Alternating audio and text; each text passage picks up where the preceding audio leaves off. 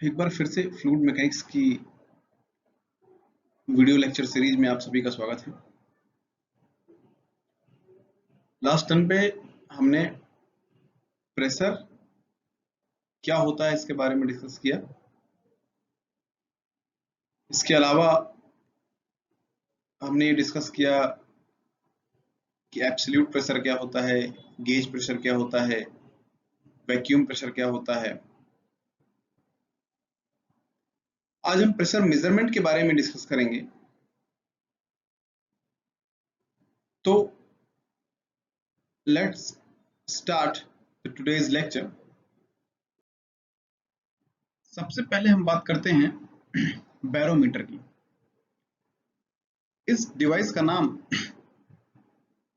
आपने ऑलरेडी सुन रखा होगा। बैरोमीटर से हम एटमॉस्फेरिक प्रेशर मेजर करते हैं। एटमॉस्फेरिक प्रेशर, या फिर मैं उसको थोड़ा और करेक्ट करके बोलूं तो लोकल एटमॉस्फेरिक प्रेशर। किसी भी जगह पर आप हैं और वहां का प्रेशर अगर आपको मेजर करना है तो आप बैरोमीटर से मेजर कर सकते हैं।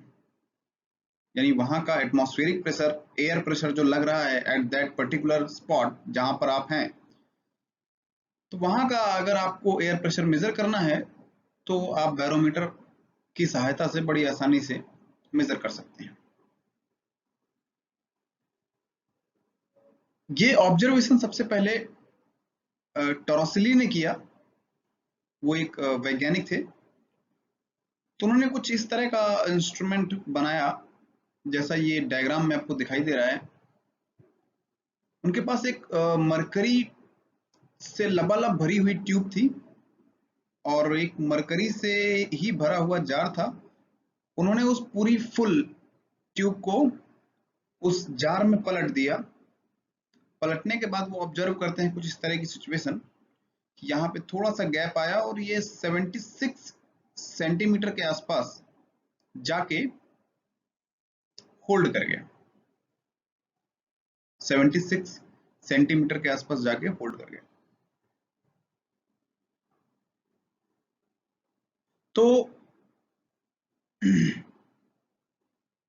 ये इतने पे क्यों होल्ड किया, उसका रीजन था कि वी नो दैट, हमने अभी पढ़ा है कि अगर सेम लाइन पे है, सेम हॉरिजॉन्टल प्लेन पे किन्हीं भी दो पॉइंट्स पे अगर सेम फ्लूइड है तो प्रेशर की वैल्यू सेम होती है ना। तो अगर 2D में बात करें तो अगर सेम हॉरिजॉन्टल लाइन की बात करेंगे, the fluid is similar, mercury दोनों जगह मरकरी ही है, तो यहाँ पे प्रेशर की वैल्यू पॉइंट ए और पॉइंट बी दोनों पे सेम होनी चाहिए। तो पॉइंट ए पे कितना प्रेशर है, ये ऊपर से एटमॉस्फेरिक प्रेशर ही लग रहा होगा इसमें। यहाँ कितना प्रेशर लग रहा होगा भाई, PATM। तो पॉइंट बी पे कितना प्रेशर आएगा, ऑब्वियसली यहाँ भी जो है एटमॉस्फेरिक प्रेशर ही आएगा, एटमॉस्फेरिक प्रेशर ही आएगा। तो अगर एटमॉस्फेरिक प्रेशर है और इसका क्रॉस सेक्शनल एरिया है A, तो यहाँ एक फोर्स लग रहा होगा और वही फोर्स इस फ्लूइड को बैलेंस किया हुआ है, अदरवाइज ये पूरा फ्लूइड नीचे गिर जाता। वो जो फोर्स है उसने इस फ्लूइड के कॉलम को बैलेंस किया हुआ है।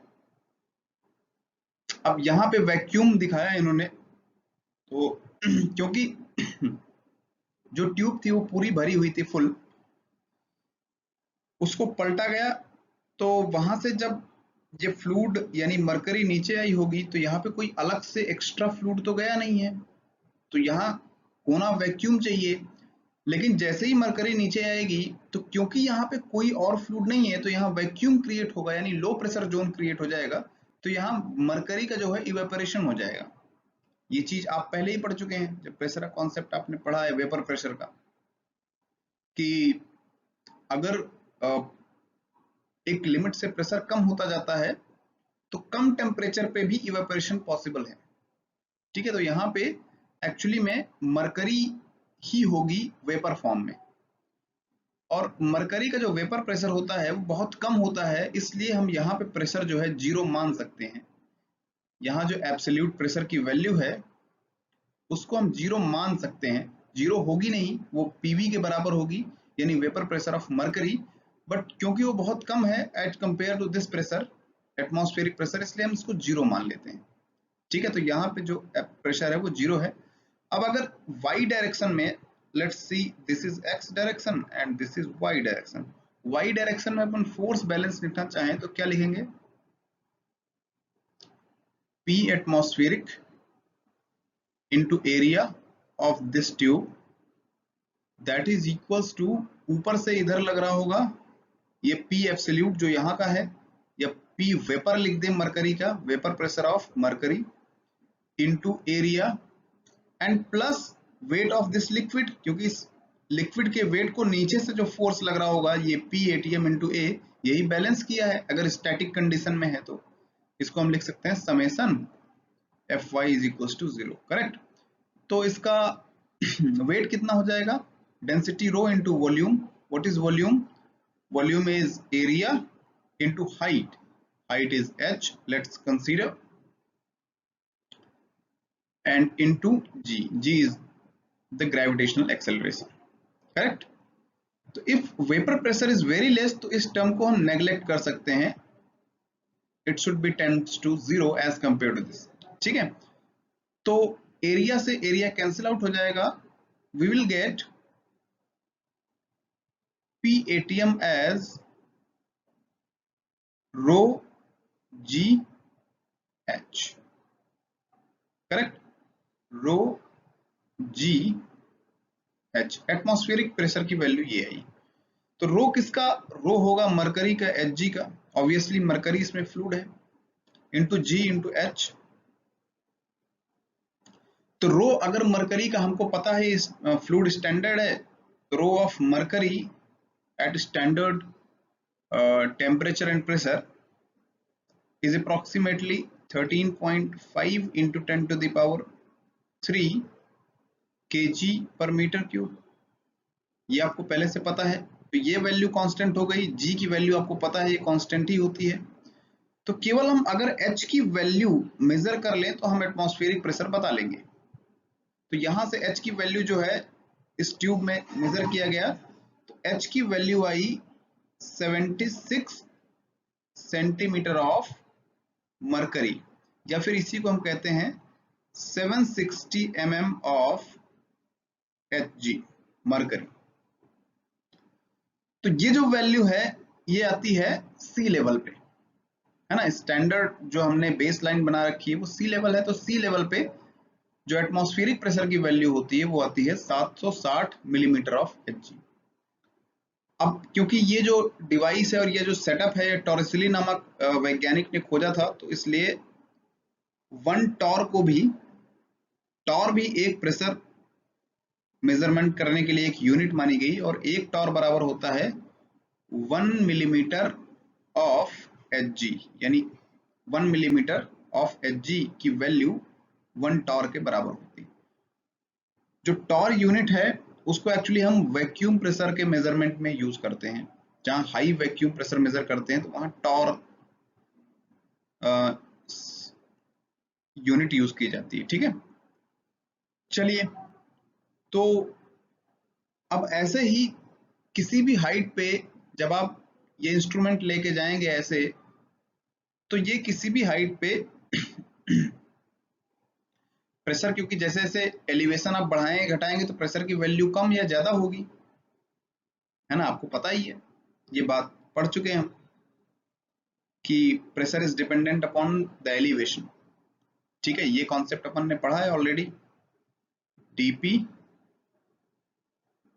अपॉन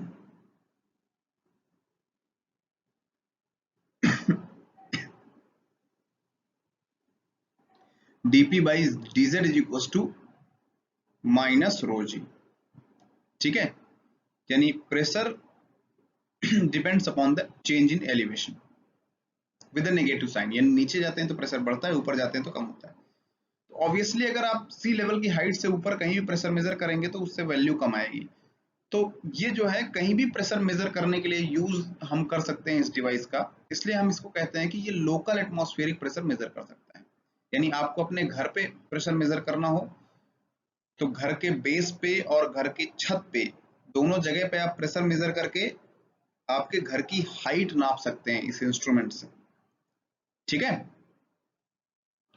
चलिए अब ये तो आपको समझ में आ गया। मान लीजिए हम ये ट्यूब अगर छोटी लेते तो क्या होता। अगर ये ट्यूब छोटी लेते तो ये जो हाइट है ना ये पूरी फुल ही रहती, ये आपको ऐसे ना दिखाई देती। अगर यही चीज हम वाटर की ट्यूब से मेजर करना चाहें, यानी मरकरी की जगह हम वाटर लें, हमने मरकरी ली, करेक्ट, मरकरी की जगह हम अगर यहाँ वाटर लेते तो क्या होता। तो वाटर के लिए जो है आपको लगभग 10.3 मीटर, 10.3 मीटर से बड़ी ये ट्यूब लेनी पड़ती, तब आप एक एटमॉस्फेरिक प्रेशर को मेजर कर पाते हैं। ठीक है, अदरवाइज आप ट्यूब लेंगे तो वो ट्यूब पूरी फुल रहेगी। अगर 10.3 मीटर से कम हुई तो पूरा फुल ट्यूब रहेगी। तो आप जो है वो ये जो हाइट है ये पढ़ नहीं पाएंगे। जैसे आप कहीं भी आपने एक्सपीरियंस किया होगा घर में कि एक अगर पारदर्शी मग ले लीजिए, उसमें पूरा फुल पानी भर लीजिए और उस मग को पूरा फुल भरने के बाद उसको एक बाल्टी में से फुल पानी भरा हो उसमें उल्टा कर दीजिए, तो पानी उससे नीचे नहीं गिरता, कभी नहीं गिरेगा, वो उसमें भरा रहता और पूरा फुल ऊपर तक। ठीक है, मैं ये रिलेशन अपन देख सकते हैं कि अगर pressure, let me change the colour, pressure अगर हम एटमॉस्फेरिक प्रेशर सेम रहेगा, ठीक है, सी लेवल की बात करते हैं, तो अगर वाटर के टर्म्स में देखें तो वाटर का डेंसिटी हो जाएगा rho of water into height h and into g, that should be equals to rho of mercury यानी hg into height into g। तो हाइट ऑफ मरकरी कॉलम, ठीक है, ये hg कॉलम की हाइट होगी, g से g कैंसिल होगा, तो हाइट ऑफ वाटर कॉलम जो आनी चाहिए वो आनी चाहिए, मरकरी की हाइट कितनी है 76 सेंटीमीटर यानी 0.76 metre, correct, into rho of hg, what is rho is 13.6 into 10 to the power 3 divided by rho of water is 10 to the power 3, तो ये कैंसिल आउट हो जाएगा, इसको आप मल्टीप्लाई करेंगे तो ये आएगा लगभग 10.3 मीटर, यानी कि जो 76 सेंटीमीटर आया था मरकरी कॉलम में, वो अगर वाटर की ट्यूब लेंगे तो कितना आएगा भाई 10.3 मीटर। तो आपको बहुत लंबी ट्यूब लेनी पड़ेगी। जहां मरकरी में केवल 1 मीटर की ट्यूब लेके आप काम चला लेंगे, वहां वाटर में लगभग आपको 11 मीटर की ट्यूब लेनी पड़ेगी। ऐसा क्यों होता है? क्योंकि जो मरकरी की डेंसिटी होती है वो कंपैरेटिवली वाटर की डेंसिटी की 13.5 टाइम्स है, यानी 13.5 गुना है वाटर की डेंसिटी की, इसलिए इसमें जो नेट हाइट आती है कॉलम की वो कम आती है, और इसीलिए हम बैरोमीटर में इस फ्लूइड का यूज करते हैं because of high density of mercury. ठीक है, और इससे भी अगर डेंसर हमको कोई फ्लूइड मिलता है तो उसका भी यूज कर सकते हैं अपन। दूसरी एक और खासियत होती है कि मरकरी का जो वेपर प्रेशर होता है वो बहुत कम होता है, तो ये जो वैक्यूम जगह हम दिखा रहे हैं जहां हम प्रेशर 0 मान रहे हैं, ये हमारा अप्रोक्सीमेशन सही रहेगा। मरकरी का जो वेपर प्रेशर की वैल्यू होती है 20 डिग्री या नॉर्मल टेम्परेचर पे वो काफी कम होती है। ठीक है, इसलिए भी इस फ्लूइड को प्रेफर किया जाता है बैरोमेट्रिक फ्लूइड के लिए। तो आई थिंक कि बैरोमीटर के आपके सारे कॉन्सेप्ट्स क्लियर हो गए होंगे। अब हम नेक्स्ट मेजरमेंट डिवाइस की तरफ बढ़ेंगे। बनाए गए मैनोमीटर्स। अब मैनोमीटर क्या है? मैनोमीटर इज अ डिवाइस, ये एक ऐसा डिवाइस है जिसमें हम प्रेशर को लिक्विड कॉलम के टर्म्स में मेजर करते हैं। लिक्विड कॉलम यानी H के टर्म्स में मेजर करते हैं, बाद में उसमें रो जी का मल्टीप्लाई कर देंगे, density of that particular fluid जो कि उस मैनोमीटर में भरी होगी, जो भी फ्लूइड हमने यूज किया होगा उसकी डेंसिटी, और इनटू ग्रेविटेशनल एक्सेलरेशन तो कांस्टेंट रहता ही है। तो मल्टीप्लाई कर देंगे, हमको जो है डायरेक्टली प्रेशर मिल जाएगा। तो मैनोमीटर जो है वो डिवाइस है जिसमें हम लिक्विड कॉलम को रीड करते हैं और उसी के टर्म्स में जो है प्रेशर मेजर करते हैं। अब मैनोमीटर को नॉर्मली अगर क्लासिफाई करना चाहें तो इससे पहले हमने क्या पढ़ा अभी, बैरोमीटर। तो barometer is also a type of manometer. Barometer भी एक जो है मैनोमीटर का ही टाइप है। अब मैनोमीटर एक्चुअल में क्या होता है, ग्लास की या फिर प्लास्टिक की ट्यूब्स होती हैं, उन्हीं ट्यूब में हम लिक्विड की हाइट या लिक्विड कॉलम को मेजर करते हैं और उसके टर्म्स में हम प्रेशर निकाल लेते हैं। तो अगर इसको नॉर्मली क्लासिफाई करना चाहें तो अपन क्लासिफाई कर सकते हैं इसको कि भाई सिंपल मैनोमीटर और डिफरेंशियल मैनोमीटर।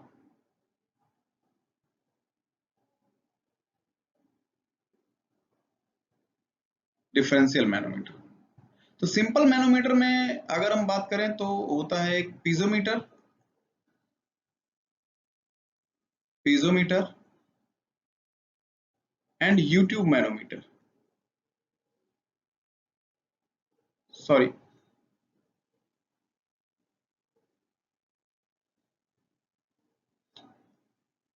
U tube manometer.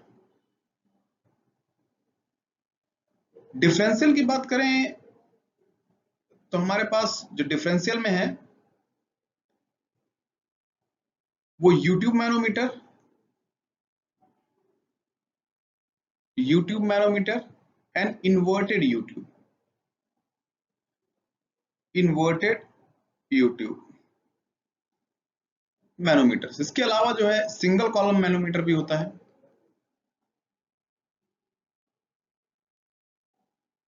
तो इसको भी हम सिंपल मैनोमीटर कैटेगरी में रख सकते हैं, सिंगल कॉलम मैनोमीटर को। ठीक है, इसी में एक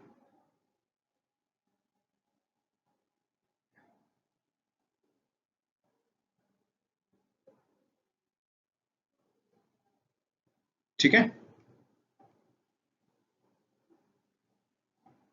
तो ये एक जनरल क्लासिफिकेशन हो गया मैनोमीटर का। इसके अलावा भी प्रेशर मेजरिंग डिवाइस हैं, जैसे कुछ मैकेनिकल गेजेस हो गए, ठीक है। तो मैनोमीटर के अलावा भी कुछ डिवाइसेस है जिससे हम प्रेशर मेजर कर सकते हैं। उसमें से एक जो है आपके सिलेबस में है, उसके बारे में अपन डिस्कस करेंगे, that is Bourdon tube pressure gauge. आगे चलते हैं अपन। First manometer is very simple manometer, उसको हम कहते हैं पीजोमीटर। तो पीजोमीटर क्या है, piezometer is just a glass tube, केवल एक ट्यूब है ग्लास की, बस और कुछ नहीं, नथिंग मोर देन दैट। तो मान लीजिए एक पाइप है ये ऐसा, और उस पाइप में कोई भी लिक्विड फ्लो कर रहा है और लिक्विड जो है हाई प्रेशर में है, और आप मतलब बहुत ज्यादा हाई ना हो, क्योंकि फिर उससे अपन मेजर नहीं कर पाएंगे, वो भी बताता हूं मैं क्यों। तो ये लिक्विड जो है इसमें ट्रेवल कर रहा है, किसी पाइप में फ्लो कर रहा है, हमको उसका प्रेशर मेजर करना है। तो हम क्या करेंगे, सिंपल एक ट्यूब लगा देंगे इसमें, ग्लास की या प्लास्टिक की एक ट्यूब लगा देंगे एक एंड पे, और दूसरा एंड जो है ओपन रहेगा, ओपन टू एटमॉस्फेयर। तो अब ये लिक्विड जो है इसमें राइज कर जाएगा भाई। कितना राइज कर जाएगा, देखिए मान लीजिए ये पॉइंट है ए, ठीक है, और ये हाइट पहुंच गई इस पे एच, ठीक। तो यही डायग्राम सिमिलर इधर बना हुआ है, इससे समझते हैं, इधर अपन इक्वेशन लिख लेंगे।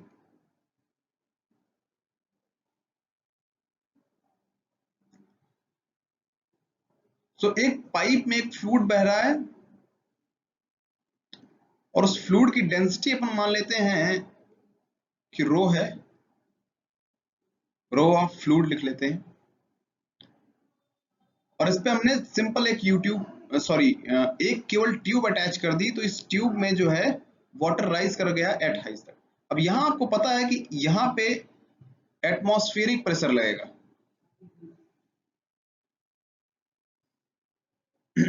एटमॉस्फेरिक प्रेशर लगेगा,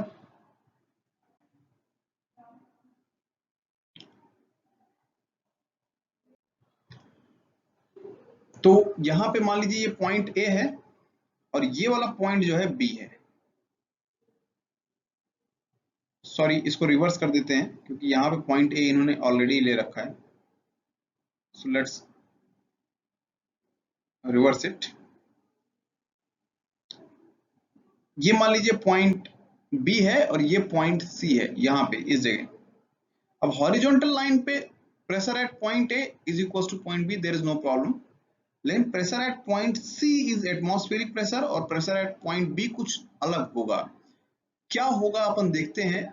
आपने भी पढ़ा है कि अगर कोई भी ऐसा कंटेनर हो और उसमें ऐसा लिक्विड भरा हो,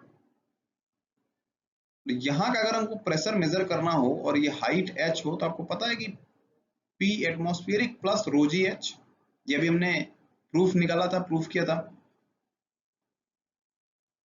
तो सिंपल वही लॉजिक लगाएंगे इसमें कि pressure at point B we can write P atmosphere plus rho of fluid into G into H। तो pressure at point B is equal to pressure at point A, that minus P ATM अगर हम लिखते हैं तो that should be equal to rho of fluid into G into H। अब इसको हम gauge pressure लिख सकते हैं, तो P pressure at point A gauge, that should be equal to rho of fluid into G into H। यानी हम इस डिवाइस से किसी भी पॉइंट का गेज प्रेशर बड़े आसानी से मेजर कर सकते हैं। गेज के एब्सोल्यूट भी, उसमें बस हमको एटमॉस्फेरिक प्रेशर ऐड करना पड़ेगा, वो एब्सोल्यूट प्रेशर दे देगा। लेकिन ये जो हाइट h है वो हम केवल पीजोमीटर में पढ़ेंगे, और उसमें डेंसिटी ऑफ फ्लूइड इनटू जी का मल्टीप्लाई कर देंगे, तो हमको उस पॉइंट का गेज प्रेशर मिल जाएगा कि एक्सेस टू एटमॉस्फेयर कितना प्रेशर है उसमें। एटमॉस्फेरिक प्रेशर से ज्यादा जो प्रेशर होगा उसको अपन गेज प्रेशर बोलते हैं, तो वहां का गेज प्रेशर दे देगा तुरंत, तो उससे हम एब्सोल्यूट प्रेशर भी निकाल सकते हैं, there is no problem at all. अब मैंने आपको बताया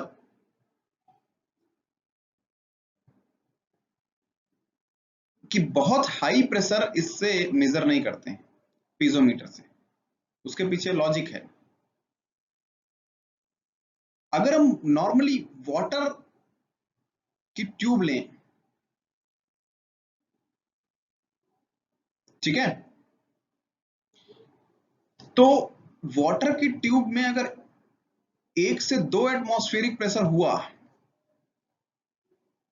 तो 2 एटमॉस्फेरिक प्रेशर है, तो हमको पता है आपको लगभग 1 एटमॉस्फेरिक प्रेशर को अगर हम लिक्विड कॉलम यानी वाटर के कॉलम के टर्म्स में मेजर करेंगे, तो मरकरी में तो बड़ा आराम था।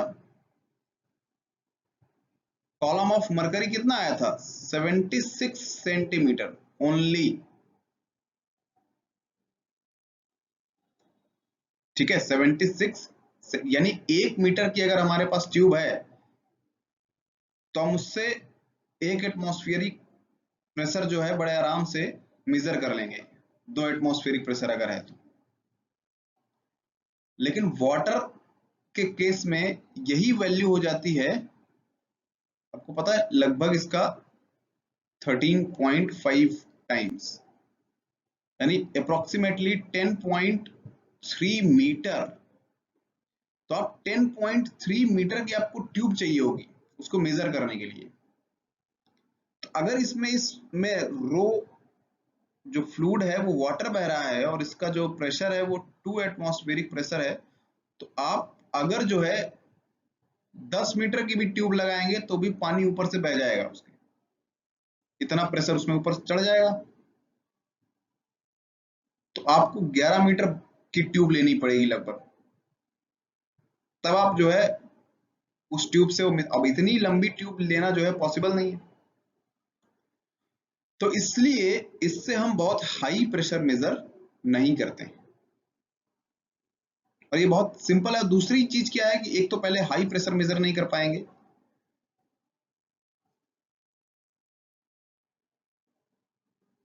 हाई प्रेशर मेजर नहीं कर पाएंगे।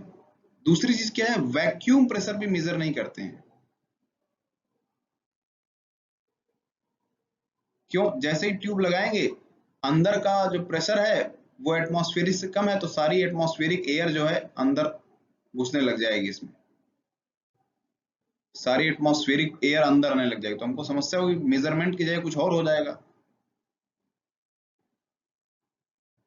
तो इससे हम वैक्यूम प्रेशर नहीं नाप सकते हैं, हाई प्रेशर नहीं नाप सकते हैं। इसके लिए हमको दूसरी डिवाइसेस जो है यूज करनी पड़ेंगी।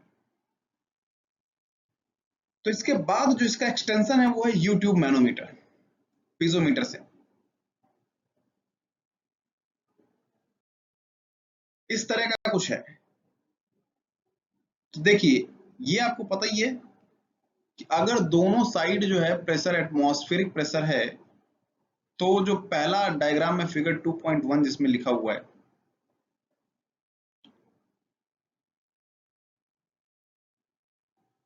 उसमें अपन देखें तो देखिए दोनों तरफ लेवल बराबर है, दोनों तरफ लेवल बराबर है, जीरो पे है।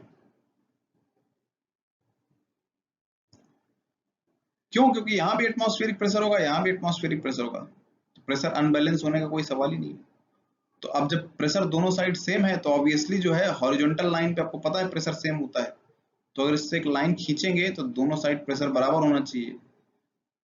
तो ना ये लिक्विड कॉलम इधर ऊपर जाएगा, ना इधर नीचे जाएगा, या ना इधर ऊपर जाएगा, बराबर रहेगा। ठीक है, चलिए दूसरे डायग्राम में देखते हैं। तो इधर हमने क्या किया, प्रेशर अप्लाई किया है। ये लेफ्ट लिम्ब में यानी बाई नलिका में हमने प्रेशर अप्लाई किया, एक्सेस टू एटमॉस्फेरिक प्रेशर, यानी एटमॉस्फेरिक प्रेशर से थोड़ा ज्यादा। तो उस केस में क्या होगा, इधर फोर्स बढ़ जाएगा, इधर फोर्स बढ़ जाएगा तो इसको दबा देगा, इसको दबाएगा तो जितना इधर दबेगा उतना इधर राइज कर जाएगा, और ये हॉरिजॉन्टल लाइन पे सेम रहेगा, यानी जितना प्रेशर यहाँ पे होगा उतना यहाँ पे होगा, लेकिन इतना एक्सेस प्रेशर हो गया। ये हाइट इन्होंने दे रखी है h, सिंपल। ऐसे अगर इधर वैक्यूम प्रेशर होगा, यानी प्रेशर कम हो जाएगा, जो हमको समस्या आ रही थी पीजोमीटर के केस में, तो यहाँ क्या हो जाएगा, अब एटमॉस्फेरिक प्रेशर ज्यादा हो जाएगा, एक्सेस है ना, क्योंकि वैक्यूम प्रेशर से ज्यादा होता है एटमॉस्फेरिक प्रेशर। तो एटमॉस्फेरिक प्रेशर ज्यादा हुआ तो इस साइड फोर्स बढ़ जाएगा, तो जो लिक्विड कॉलम इधर ऊपर चढ़ जाएगा, इधर ऊपर रेस कर जाएगा। ठीक है, तो I think you got the concept. अब हम पहले केस की बात करते हैं, जब हम प्रेशर मेजर कर रहे हैं, that pressure is excess to atmospheric pressure. तो ऐसे ही कोई एक पाइपलाइन है, और उसमें ये जो पॉइंट ए इन्होंने दिखाया है, तो एक फ्लूइड भरा हुआ है, लेट सपोज कि इसकी डेंसिटी है रो, और नॉर्मली जो हम यूट्यूब में फ्लूइड लेते हैं वो डेंस फ्लूइड लेते हैं, जिससे ज्यादा हाइट में डिफरेंस ना आए। ठीक है, जैसा आपने देखा कि मरकरी में 76 mm of Hg 760 mm of Hg में ही 1 एटमॉस्फेरिक प्रेशर हम मेजर कर सकते हैं, जबकि वाटर की ट्यूब लें तो उसके करस्पॉन्डिंग जो लिक्विड कॉलम होगा वो 10.3 मीटर का होगा। तो हम मरकरी बहुत डेंस लिक्विड है, वाटर से लगभग 13.5 टाइम्स डेंस है, तो इसके कारण जो है उसमें हाइट का जो डिफरेंस आता है वो कम आता है। तो इसलिए हम प्रेफर करते हैं डेंस लिक्विड लेना यूट्यूब में। तो यहाँ हमने कोई डेंस लिक्विड लिया है, लेट सपोज कि ये मरकरी है, तो यहाँ पे हो जाएगा रो ऑफ Hg। ठीक है, अब हमको प्रेशर एट पॉइंट ए निकालना है। तो लेट्स सपोज कि हमको एब्सोल्यूट प्रेशर ही निकालना है, there is no problem at all. देखिए यहां से एक लाइन खींचिए, हॉरिजॉन्टल लाइन, इन दोनों लिम्ब में, हाँ ये चीज हमको ध्यान रखनी है कि जो यूट्यूब में फ्लूइड होगा, जो यूट्यूब में, इस यूट्यूब में जो फ्लूइड भरा होगा पहले से, जैसे मरकरी होगा या और कोई डेंस फ्लूइड होगा, तो दोनों लिम्ब में, दोनों नलिकाओं में, यानी लेफ्ट वाली में और राइट वाली में, जिधर लेवल नीचे होगा वहां से जो है हम हॉरिजॉन्टल लाइन खींचेंगे। जिधर लेवल नीचे होगा वहां से जो है हम हॉरिजॉन्टल लाइन खींचेंगे, ये याद रखिएगा। इससे आप यही कॉन्सेप्ट हर सवाल में लगाएंगे तो हमको दिक्कत नहीं होगी। तो यहां से हमने एक लाइन खींची, ठीक है, ये पॉइंट मान लीजिए है बी और ये पॉइंट है सी। यहाँ पे जो पॉइंट है वो बी है यहाँ। अब प्रेशर एट पॉइंट बी और प्रेशर एट पॉइंट सी, ये दोनों सेम होने चाहिए क्योंकि एक ही लिक्विड है और हॉरिजॉन्टल लाइन पे है, तो प्रेशर दोनों पे सेम होना चाहिए। तो we can write in the left limb pressure at point B that should be equals to the pressure at point C at right limb, ठीक है, there is no problem at all। Pressure at point B कितना होगा, तो भाई point A और point B के बीच में H1 height है। पॉइंट A और पॉइंट B के बीच में जो हाइट है वो है H1 और उसके बीच में जो लिक्विड है उसकी डेंसिटी हमने माना है रो। तो pressure at point A plus row GH1, तो हम लिख सकते हैं प्रेशर एट पॉइंट बी, इसको क्या लिख सकते हैं, pressure at point A plus rho G H one, that should be equal to pressure at point C. तो पॉइंट सी पे कितना प्रेशर होगा, पॉइंट सी पे होगा, यहां एटमॉस्फेरिक प्रेशर है भाई, आपको पता है, and plus rho of mercury into G into ये हाइट दे रखी है H2, ये हो जाएगा PATM plus rho of mercury rho Hg into G into H2. Now pressure at point A minus PATM, you can write it as rho of Hg GH2 minus rho GH1। अब इस liquid की density आपको पता होगी, mercury की density भी आपको पता होगी, G इज कांस्टेंट, हाइट केवल मेजर कर लीजिए तो आप जो है PA माइनस PATM की वैल्यू निकाल लेंगे। PATM is standard pressure, normally atmospheric pressure इसको हम बोलते हैं, 1 एटमॉस्फेयर के बराबर। इसकी वैल्यू रख देंगे तो आपको एब्सोल्यूट वैल्यू मिल जाएगी प्रेशर एट पॉइंट ए, या फिर इसी को हम गेज प्रेशर लिख सकते हैं, gauge pressure at point A that is equals to rho of Hg into GH2 minus rho GH1। This is pressure measurement equation. I think इसमें आप लोगों को कोई समस्या नहीं होनी चाहिए, यानी बड़ी आसानी से हम गेज प्रेशर यहां निकाल सकते हैं। तो ये एक सिंपल यूट्यूब मैनोमीटर में इक्वेशन ऐसे लिखते हैं। अब सिंपल यूट्यूब मैनोमीटर क्या होता है, वो हमेशा सिंपल यूट्यूब मैनोमीटर की बात करेंगे तो एक एंड उससे कनेक्ट करेंगे जहां का प्रेशर मेजर करना है, और दूसरा एंड जो है एटमॉस्फेयर में खुला रहेगा, यानी one end is connected to the pipe or to the device where pressure is to be measured and the other end of the pipe should be open to atmosphere। तो इस तरह का जो है अगर कोई मैनोमीटर है तो उसको अपन सिंपल यूट्यूब मैनोमीटर बोलते हैं। वैसे अपन दोनों तरह का प्रेशर मेजर कर सकते हैं, पॉजिटिव भी नेगेटिव भी, यानी गेज प्रेशर भी मेजर कर सकते हैं, वैक्यूम प्रेशर भी मेजर कर सकते हैं। कैसे, वैक्यूम में जो है रिवर्स हो जाएगा, जैसे ये वाला केस है, वैक्यूम में फिगर 2.3 वाला, कि इस साइड जो है लिक्विड कॉलम ऊपर चढ़ जाएगा लेफ्ट लिम्ब में, नो प्रॉब्लम एट ऑल। तो इससे वैक्यूम प्रेशर भी मेजर कर पाएंगे, लेकिन बहुत हाई प्रेशर इससे भी अपन मेजर नहीं करते। ठीक है, चलिए, तो इक्वेशन लिखना बहुत ज्यादा टफ नहीं है, सिंपल है। फिर हम बात करते हैं सिंगल कॉलम मैनोमीटर की। What is single column manometer? हम ऐसी डिवाइस बनाना चाह रहे थे कि एक ही कॉलम हमको पढ़ना पड़े, दोनों कॉलम न पढ़ना पड़े, यानी एक कॉलम में अच्छा खासा वेरिएशन हमको प्राप्त हो। तो उस तरह के हम मैनोमीटर को बोलते हैं सिंगल कॉलम यूट्यूब मैनोमीटर। अब इसका कॉन्सेप्ट क्या है? एक रिजर्वायर बनाते हैं, ये आपको दिख रहा है बड़ा सा reservoir. Let me darken this.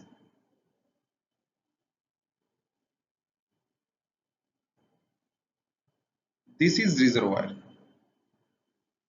ये रिजर्वायर, करेक्ट।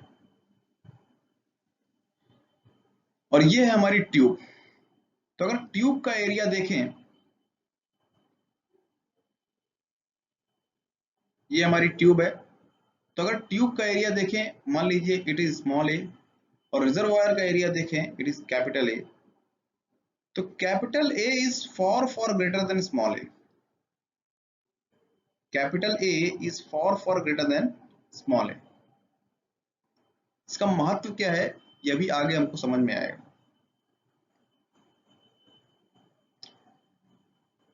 Let's start.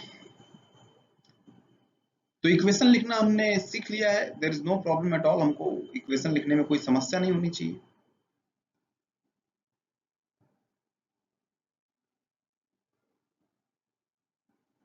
जब इसमें फ्लूइड नहीं रहा होगा, तो ये था सेक्शन एक्स एक्स पे।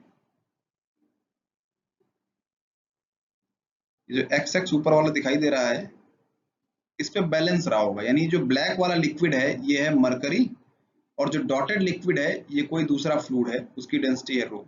ठीक है, तो रेड लाइन जो आपको दिखाई दी उसको हमने कहा एक्स एक्स। तो जब कोई भी फ्लूइड नहीं रहा होगा तो मरकरी का कॉलम दोनों साइड बराबर रहा होगा। ठीक है, यानी इस साइड की जो मरकरी कॉलम यहां तक दिखाई दे रहा है ये यहीं रहा होगा उस समय। और जैसे ही हमने इसको कनेक्ट किया किसी फ्लूइड से, तो फ्लूइड में हाई प्रेशर था एट पॉइंट ए, एक पाइप से कनेक्ट किया। तो फ्लूइड में हाई प्रेशर था तो उसने क्या किया, इधर प्रेशराइज किया, तो इस साइड हाइट में चेंज आया। जबकि यहां जो हाइट में चेंज आया आपको दिखाई दे रहा है, ये है डेल्टा एच, बहुत कम। ये केवल एक्स एक्स से वाई वाई तक गया, लेकिन इसकी बात करें तो ये जो है काफी हाइट ऊपर ट्रेवल कर गया। यानी लेफ्ट लिम्ब में जो चेंज इन हाइट है वो नेग्लिजिबल है, बहुत ज्यादा नहीं है। राइट लिम्ब में ही हमको हाइट दिखाई दे रही है। तो यानी एक कॉलम में हाइट में बहुत ज्यादा वेरिएशन नहीं है, दूसरे कॉलम में हाइट में काफी वेरिएशन है। तो इसको इस कॉन्सेप्ट पे बनाया गया है कि केवल हम H2 को ही पढ़ लें, तो उससे जो है हमारा प्रेशर आराम से आ जाए। H1 पहले से ही फिक्स होगा, क्योंकि इतनी बड़ी रिजर्वायर बनाया होगा हमने, उसका हाइट हमने पहले ही मेजर किया होगा, तो इसमें हमको कोई समस्या नहीं होनी चाहिए। तो अब इसका इक्वेशन लिखते हैं, लेट्स सी। एक्चुअल में तो ये है, वाई वाई पे है बैलेंसिंग फिलहाल, तो वाई वाई पे एक हॉरिजॉन्टल लाइन खींचते हैं।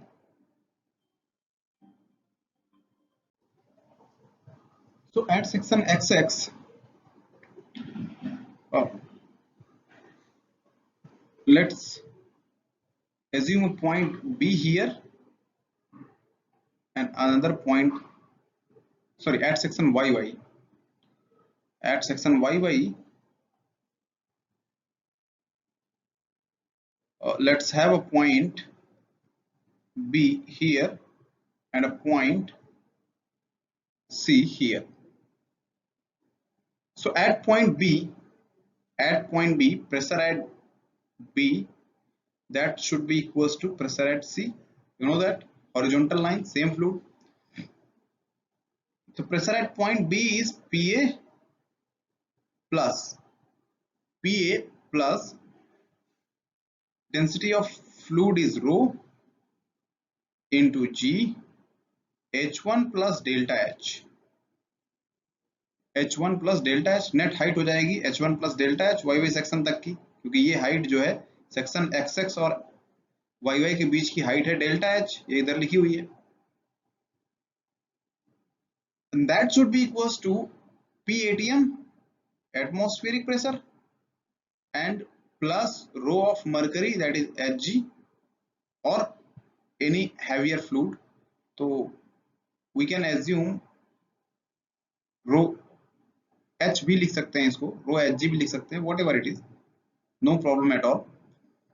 तो rho Hg H2 plus delta H, this is the pressure at point C, correct? Net height हो जाएगी H2 सेक्शन XX तक की और plus delta X.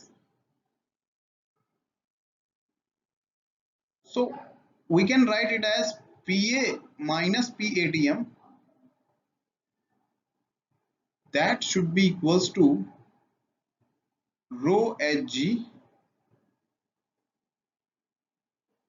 into G, sorry here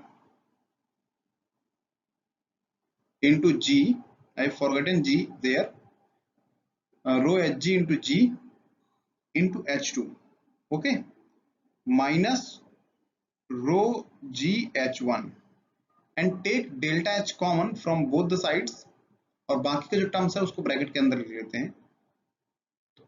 let suppose plus delta H, तो हो जाएगा रो जी into rho H G और minus जी into rho. Fine. तो ये फाइनल इक्वेशन आएगी हमारी, ये फाइनल इक्वेशन आएगी गेज प्रेशर की. हमको पता है कि डेल्टा एच जो है बहुत छोटा है. क्यों बहुत छोटा है, देखते क्यों.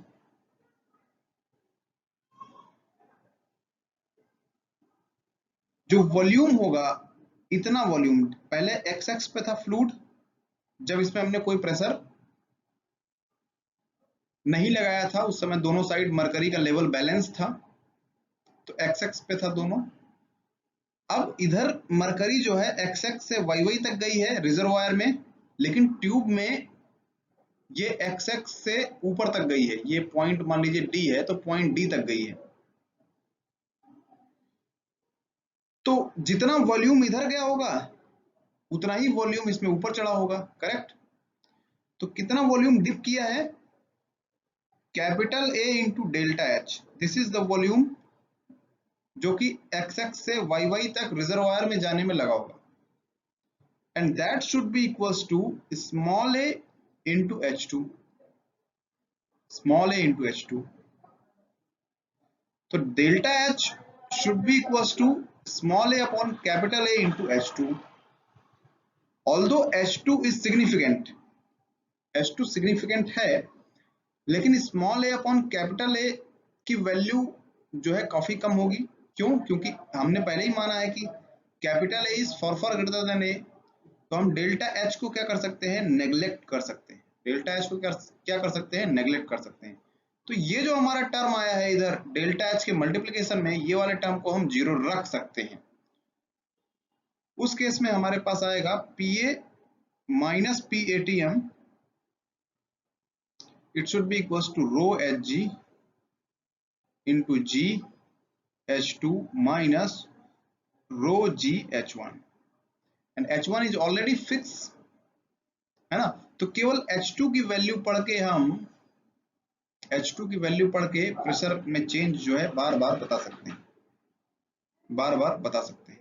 तो अपन गेज प्रेशर की अगर बात करें तो P गेज हो जाएगा at point A rho Hg GH2 minus rho G H1. Fine. तो ये है सिंगल कॉलम यूट्यूब मैनोमीटर. अब इसी में अगर इस जो ये कॉलम है इसको इंक्लाइंड कर दें अगर, तो क्या होगा, इस तरह का कुछ बन जाएगा. ठीक है। तो वहां पे अगर फाइनल इक्वेशन लिखे वैसे ही हमको अगर पूरा डेरिवेशन कैलकुलेट करेंगे तो pressure at section Y Y पे हमको दोबारा से प्रेशर बैलेंस करके इक्वेशन लिखनी पड़ेगी। नॉर्मल अगर लिखते हैं तो क्या हो जाएगा, देखिए gauge pressure at point A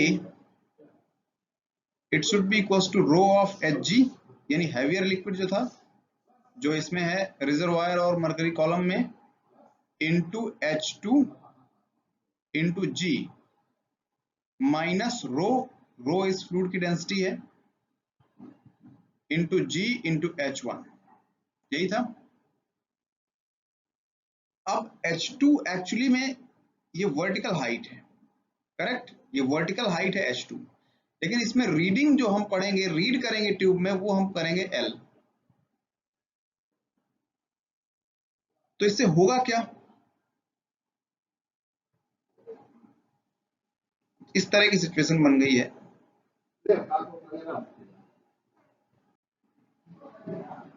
this angle is theta,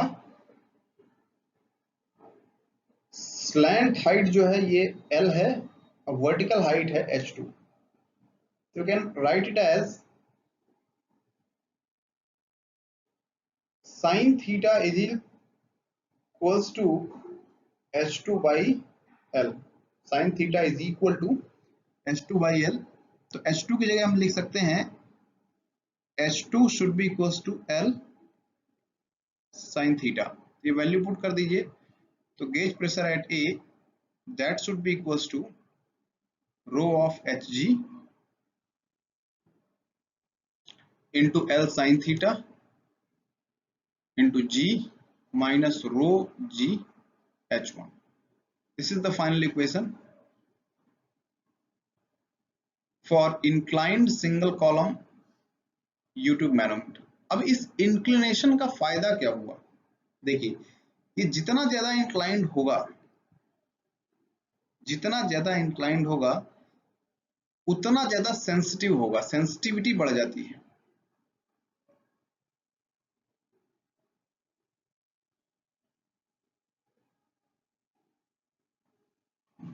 sensitivity increases because of theta. क्यों भाई,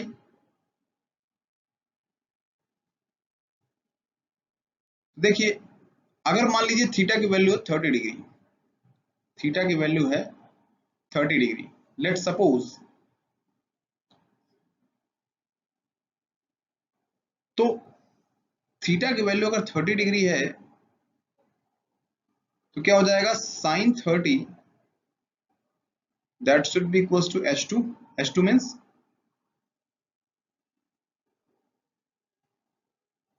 vertical height upon length,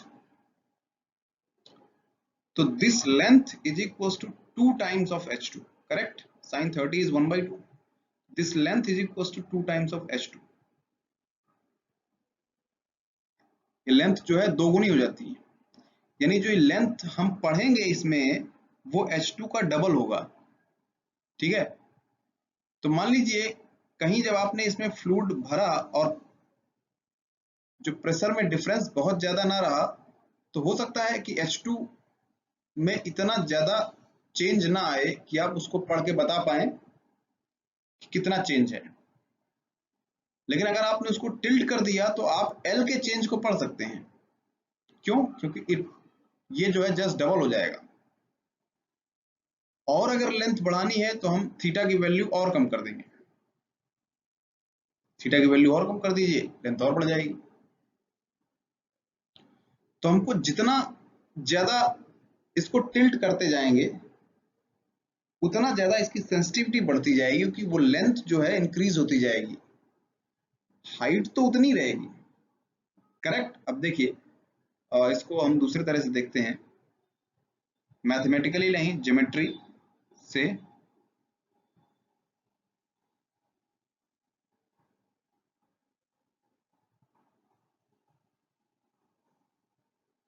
हाँ देखिए,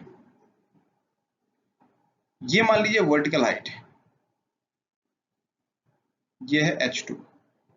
अब एक हमने बेस लाइन बनाई, ठीक है, हमने थोड़ा इंक्लाइन रखा, थीटा, यहां तक मान लीजिए S2, ठीक है, ये रखा थीटा। थीटा की वैल्यू और कम की तो यहाँ 60 डिग्री होगा, यहाँ 30 डिग्री हो जाएगा। और कम की ऑब्वियसली ज्योमेट्री से हमको बिल्कुल क्लियर कट दिखाई दे रहा है कि जो L1, L2 और L3 ये मान लीजिए θ1 है, θ2 है और ये θ3 है। जैसे जैसे थीटा की वैल्यू कम होती जा रही है, ये स्लैंट हाइट जो है बढ़ती जा रही है, और यही स्लैंट हाइट हमको रीड करना है इसमें, ठीक है। तो ये हाइट जितनी बड़ी होगी उतना हमको ज्यादा लेंथ में वैल्यू मिलेगी, ऑब्वियसली उसकी सेंसिटिविटी उतनी बढ़ जाएगी। ठीक, आई थिंक ये कॉन्सेप्ट आपने ग्रैस्प कर लिया होगा। आगे चलते हैं।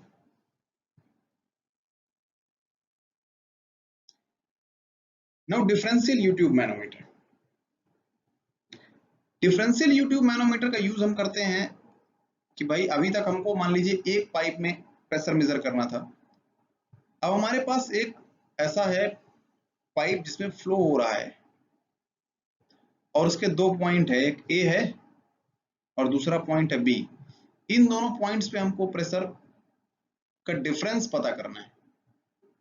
तो हम क्या करेंगे, इन दोनों के बीच में एक यूट्यूब मैनोमीटर लगा देंगे।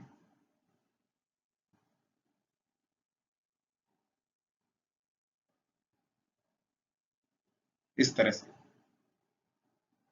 तो इससे हम जो है इन दोनों पॉइंट्स के बीच का प्रेशर डिफरेंस पता कर सकते हैं।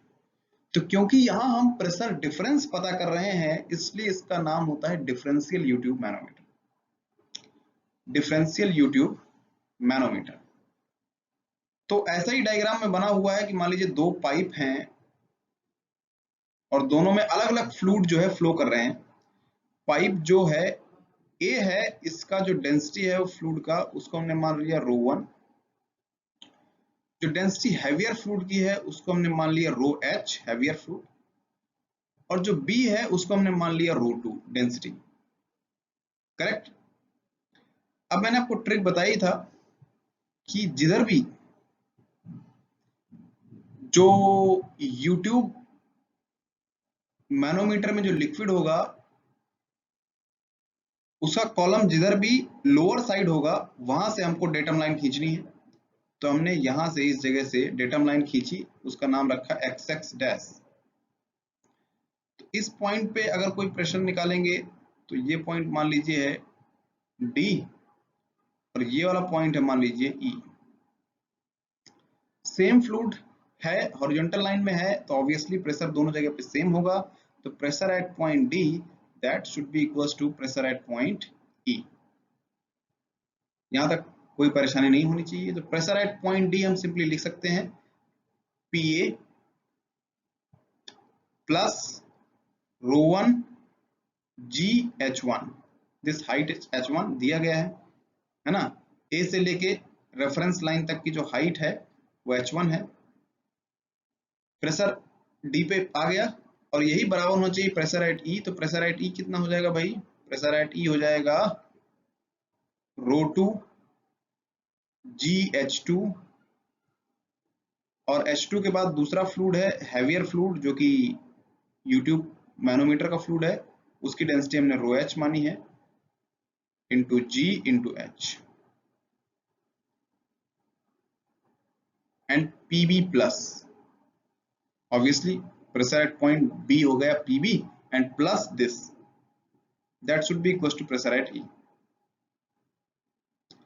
तो हमको क्या पता करना था, डिफरेंस इन प्रेशर दोनों पाइप के बीच का। तो PA minus PB should be the difference and that is equals to ρ2 GH2 plus ρh GH and minus ρ1 GH1। Simple. इससे हम दोनों पाइप के बीच का जो प्रेशर डिफरेंस है वो निकाल सकते हैं। अब क्योंकि यहाँ PA माइनस PB की वैल्यू निकाल रहे हैं तो ये क्या हो गया है, डिफरेंशियल यूट्यूब मैनोमीटर। कि दो अलग अलग पाइप हैं उनके बीच में क्या प्रेशर डिफरेंस है, जो फ्लूइड फ्लो कर रहा है उनके बीच के क्या प्रेशर डिफरेंस है, इससे निकाल सकते हैं। या अगर सिमिलर पाइप भी हो तो उनके दो पॉइंट्स में जो प्रेशर डिफरेंस आएगा उसको भी हमको ऐसे ही केवल इक्वेशन लिखनी आनी चाहिए, तो हम बड़े आसानी से ये प्रेशर डिफरेंस कैलकुलेट कर सकते हैं। आगे बढ़ते हैं। अब है इन्वर्टेड यूट्यूब मैनोमीटर। तो इन्वर्टेड यूट्यूब मैनोमीटर में बस जो यूट्यूब मैनोमीटर था उसको इन्वर्ट कर दिया गया है, यानी उल्टा कर दिया गया है, बाकी और कुछ नहीं है, नथिंग एक्स्ट्रा ऑर्डिनरी। यहां भी दो अलग अलग पाइप हैं, एक में प्रेशर ए है, दूसरे में प्रेशर एट पॉइंट बी। इन दोनों के बीच का अगर हमको प्रेशर डिफरेंस मेजर करना है तो केवल इक्वेशन लिखनी आनी चाहिए, मैंने बताया था पहले भी। यहाँ पे बस ये ध्यान रखेंगे कि अब जब इसको इन्वर्टेड यूट्यूब लिया है तो ये कोई लाइटर फ्लूइड होना चाहिए, तो इसकी डेंसिटी हो गई रो एल, ठीक है। और इस बार जो है हम इन्वर्टेड यूट्यूब केस में दोनों लिम्ब में यानी दोनों नलिकाओं में जहां जो कॉलम का फ्लूइड है उसकी हाइट जो है, यानी जो मैनोमीटर का फ्लूइड है उसकी हाइट जहां ऊपर होगी वहां पे बेसलाइन खींचेंगे, बस ये ध्यान रखना है। नॉर्मल यूट्यूब मैनोमीटर में जो मैनोमेट्रिक फ्लूइड है उसकी हाइट जहां नीचे है वहां से रेफरेंस लाइन खींचना था। इन्वर्टेड के केस में जो मैनोमेट्रिक फ्लूइड होता है उसकी हाइट जहां ऊपर होती है जिस लिम्ब में, वहां से हमको रेफरेंस लाइन खींचनी होती है, बस। तो ये पॉइंट ए हो गया, ये पॉइंट बी है, इसको हमने मान लिया सी और इसको हमने मान लिया डी। तो pressure at point C that should be equals to pressure at point D, ये हमने पहले पढ़ रखा है पास्कल्स लॉ या हाइड्रोस्टैटिक लॉ में। तो प्रेशर एट पॉइंट सी हमको लिखना है, तो that should be equals to pressure at point A. अब हम लिक्विड कॉलम में ऊपर की साइड जा रहे हैं, जब नीचे की साइड जाते हैं तो P plus rho G H होता है, ऊपर की साइड जाएंगे तो ऑब्वियसली उतना हाइट जो है, अगर रिवर्स डायरेक्शन में जा रहे हैं तो उतना प्रेशर कम हो जाएगा, तो इसको माइनस लिखेंगे, माइनस इसकी डेंसिटी मान लीजिए रो 1 है, इसकी डेंसिटी मान लीजिए रो 2 है, तो रो 1 जी H1 that should be equals to pressure at point B minus rho 2 GH2 and minus rho of lighter liquid GH। ये प्रेशर पॉइंट डी पे हो गया। अब हमको PA माइनस PB की वैल्यू निकालनी थी, तो PA minus PB that should be equals to rho 1 GH1 minus rho 2 GH2 minus rho of lighter GH। This is the equation we required actually। ये दोनों पाइप्स के बीच में प्रेशर डिफरेंस पता चल गया। बस you have to read the height correctly, आपको height सही पढ़नी आनी चाहिए, तो आप जो है बड़ी आसानी से जो प्रेशर का डिफरेंस है बता देंगे। क्यों? क्योंकि भाई density is constant for any fluid, normally हम ऐसा मानते हैं, क्योंकि वाटर होगा या ऑयल होगा तो वो एक टेम्परेचर और प्रेशर पे उसकी डेंसिटी जो है वेरी नहीं करती। इस तरह रो 2 और रो ऑफ लिक्विड, वो पर्टिकुलर लिक्विड जो हमने मैनोमीटर में बढ़ा हुआ, ठीक है। तो यहां से हम प्रेशर डिफरेंस बता सकते हैं। तो ये हो गया differential but inverted U tube manometer. अब हम बात करते हैं बॉर्डन ट्यूब प्रेशर गेज की। तो ये इंस्ट्रूमेंट आपने देखा होगा, कहाँ देखा मैं बता देता हूं। जब आप जाते हैं अपनी कार में या बाइसिकल में या फिर मोटरसाइकिल में, बाइक में हवा भरवाने जाते हैं, तो जो हवा भरने वाला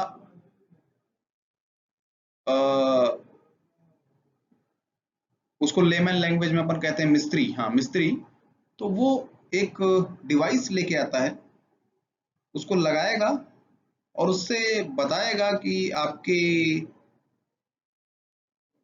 टायर में जो हवा है वो इतने पॉइंट है, 18, 10, 15 ऐसा कुछ करके बताता है।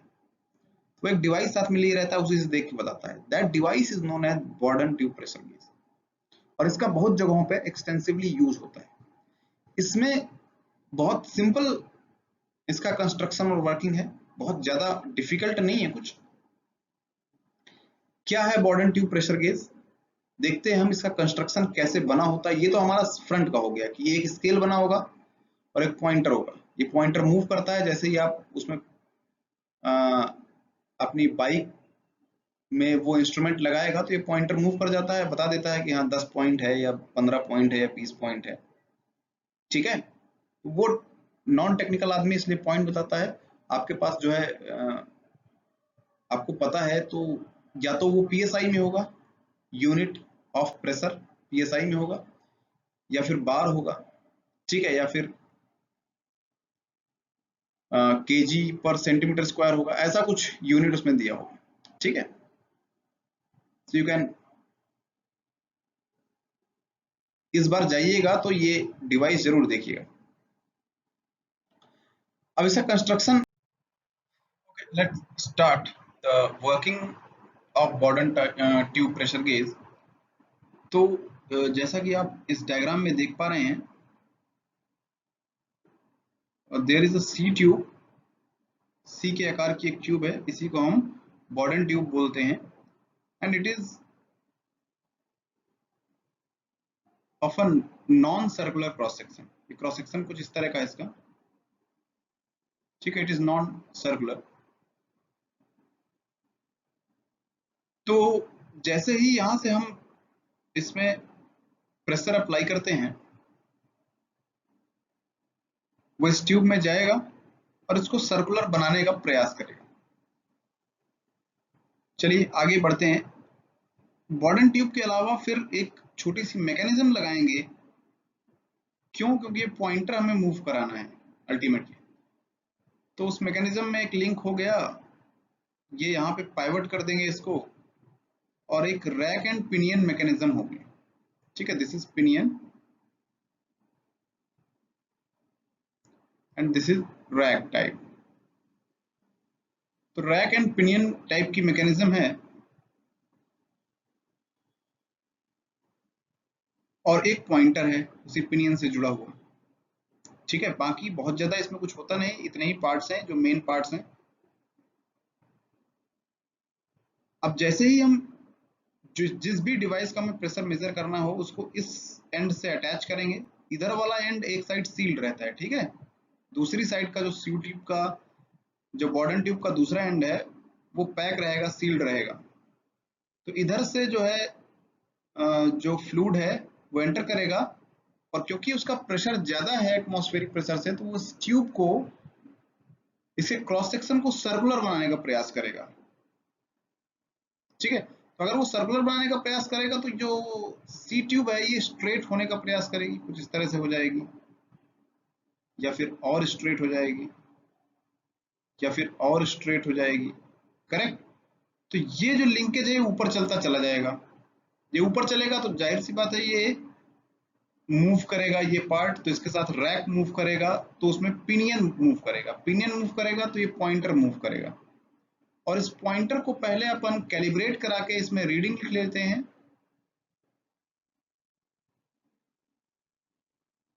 इसमें रीडिंग लिख लेंगे और वही रीडिंग फिर बाद में ये हमें प्रोवाइड कराएगा करस्पॉन्डिंगली। तो जितना प्रेशर रहेगा उसके करस्पॉन्डिंग हमको यहाँ पे रीडिंग मिल जाएगी। ठीक है, ये सी ट्यूब है, इसको हम बोलते हैं